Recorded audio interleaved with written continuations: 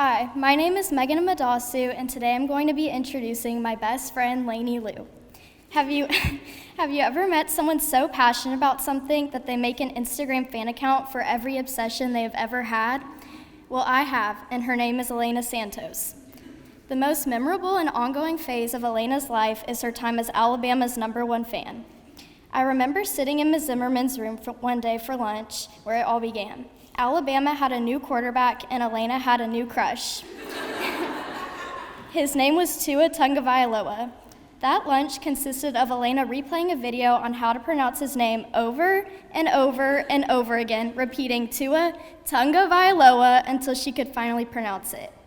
Elaina is dedicated, passionate, and stands up for the things that she loves.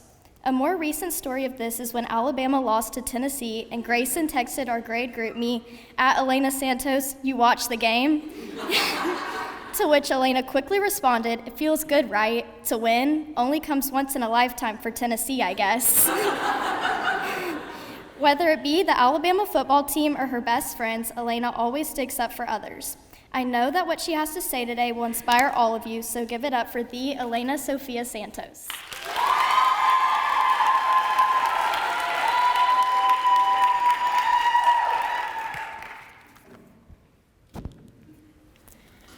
I am not very good at being patient. Like some, I tend to always have my foot on the gas pedal. I like to have a plan, and when my plans change, I find myself scrambling to try and fix it. I find great comfort in knowing what's to come. I struggle to be patient when I don't know the plan, whatever that may be. However, what I've come to learn is that having patience when you don't know exactly what is going to happen is key to personal growth. For the people that don't know me, I'm an avid Alabama football fan. There are many reasons for this, one being their great success year after year. However, another reason I'm very fond of Alabama football and football in general is because of the stories that come from it.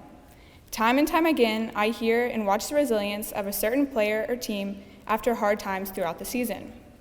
A prime example of this dates back to January 2018. The Alabama football team was playing for the national championship title. Then starting quarterback Jalen Hurts was not playing well, and the team was losing. After halftime, the coaching staff decided to take Jalen out and put in backup quarterback Tua Tagovailoa. Jalen was sidelined, and he watched as Tua went on and led the team to their 17th national championship. Jalen, I'm sure, felt defeated at this moment and was unsure of what his future would hold at Alabama. All through the offseason, many sports analysts suggested that Jalen should leave Alabama because Tua was bound to be the starting QB come the following season. However, Jalen persevered. He did not know whether or not he would play quarterback at Alabama that season, but he practiced hard and was patient. During this time, Jalen controlled what only he could control, his attitude towards the current situation. He also had to make sure he was prepared for what was to come. When the next season rolled around, Tua was named starting QB, and he played the whole time for the majority of the season.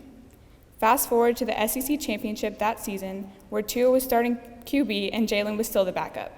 During the game, Tua suddenly got hurt and was unable to continue to play. This is when the perfect ending begins. Jalen's time to shine. Tua was out and Jalen was in. At that point in the game, Alabama was losing and there was little time left on the clock. However, Jalen was given the opportunity that he so patiently waited for. Jalen was beyond prepared for this moment. He had been patient all year despite not knowing whether or not he would ever play again. Jalen went on to win the game for Alabama. This legendary redemption story that will forever go down in Alabama history is obviously close to my heart. Football aside, though, this story holds a deeper meaning to me. Jalen perfectly exemplifies how to not let unfortunate or questionable circumstances affect you. He continued to prepare for the coming season despite not knowing if he would ever get his shot. He did not know what the road ahead looked like, but he did not lose faith throughout the process.